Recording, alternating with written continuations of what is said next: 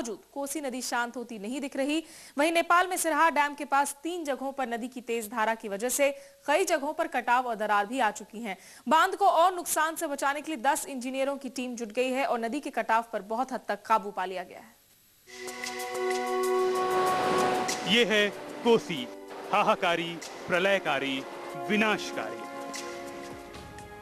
नेपाल में बह रही ये नदी अपनी तेज धार और बेकाबू रफ्तार के लिए बदनाम रही है। उत्तर पूर्वी बिहार में कहर बरपाने के बावजूद इसकी धारा शांत होती नहीं दिख रही। नेपाल के सिरहा में इसकी तेज धार ने 3 जगहों पर बांध में कटाव और दरार डालने की कोशिश की। मौके की नजाकत देख बिहार का प्रशासन फौरन हरकत में आया। 10 इंजीनियरों की टीम 3 दिनों से दिन रात इसके कटाव को रोकने में जुट गई। काम परसों से हम लोग रात से शुरू किए हैं और ये जो है आपको मतलब ये जो कटाव यहाँ पर हो रहा है डाउन स्लोप, इसको हम लोग चेक कर लेंगे। 10-15 दिन का चेक 2 बार शुरू हो ही गया है और काम लगातार चल रहा है। कितने आदमी की टीम आई हुई है? 10 आदमी टीम आई हुई है। ट्रैक्टर से रेत की बोरियां बांध के किनारे गिराई जा रही हैं। मजदूर दिन रात इस काम में लगे हैं। माना जा रहा है कि खतरा फिलहाल टल गया है।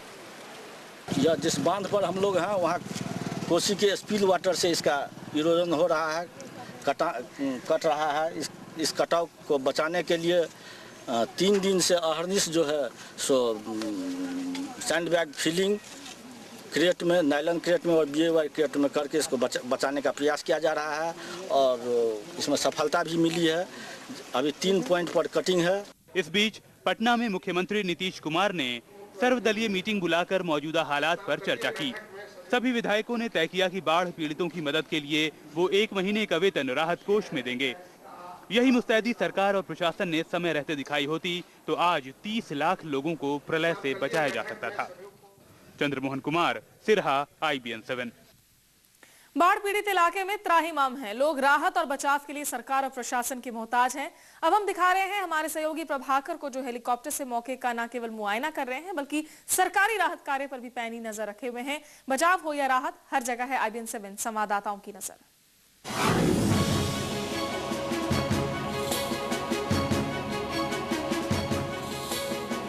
हम मौजूद हैं इंडियन एयरफोर्स के हेलीकॉप्टर पर। अभी उड़ रहे हैं बिहार के सुपौल डिस्ट्रिक्ट में, जो कि बाढ़ से सबसे ज्यादा प्रभावित जिलों में से एक है। ये नेपाल के काफी करीब है और यहाँ पे लाखों की संख्या में अभी भी लोग फंसे हुए हैं। इनके पास न रहने को जगह है, न खाने को राशन है। ये छतों पे अपना डेरा जमाए हुए हैं और इस इंतजार में है कि कब कोई मदद आए और उन्हें यहाँ से निकाल के ले जाए।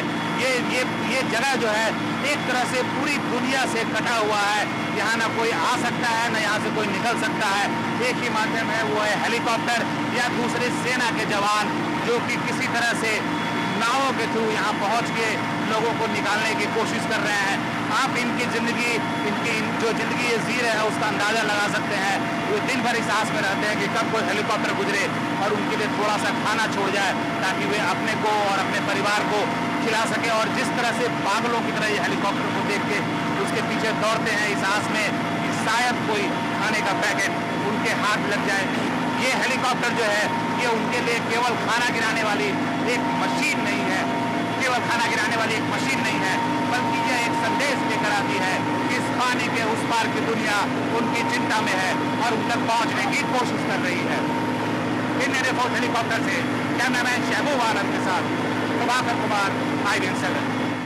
वहीं बिहार में आई बाढ़ से करीब 30 लाख लोग प्रभावित हुए हैं। सरकारी आंकड़ों के मुताबिक 5 दर्जन से भी ज्यादा लोग अपनी जान गंवा चुके हैं। सरकारी नुमाइंदे लगातार ये दावा करते नहीं थक रहे कि इस प्रलय में फंसे लोगों को निकालने का काम युद्ध स्तर पर जारी है, लेकिन ये तस्वीर कुछ और ही बयां करती है। सरकारी दावों की पोल खोलती है ये तस्वीर।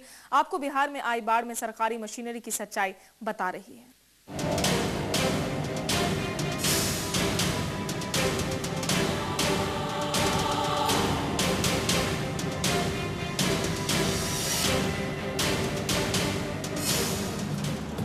जिंदगी की निशानियों की जगह जल प्रलय, हर तरफ पानी ही पानी, न सड़क का पता न घर का अता पता, हर मंजर भयावह।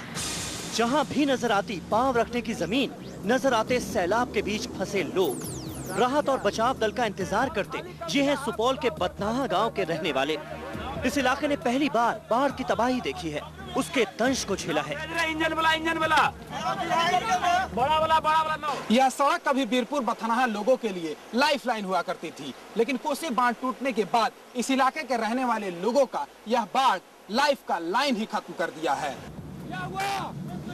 बाढ़ के बारे में जो कुछ भी सुन रखा था, इसे अब ये लोग भोग रहे हैं। पानी की धार और रफ्तार में इन्हें मौत नजर आती है। ये सभी यहाँ से बाहर निकलना चाहते हैं, लेकिन बड़ा सवाल है कि निकले तो निकले कैसे। व्यवस्था को कोसने के सिवाय इनके पास कोई चारा नहीं। धीरे धीरे इनकी उम्मीद खत्म होने लगी है। आज तक पीने के लिए पानी नसीब नहीं हुआ, तो ऊपर से कहां से हेलीकॉप्टर जाते आते देखते रहे, एक भी दाना हम लोग को नहीं मिला, पानी तक नहीं। जो मरे तो मर गए हैं घर में। 9 बजे 9 ला रहे 9। वीरपुर भटनाहा स्टेट हाईवे कभी इनके लिए लाइफलाइन थी, लेकिन बाढ़ ने इनकी लाइफलाइन छीन ली है। कोसी के कहर से लोगों को बचाने के लिए ही वीरपुर बसा।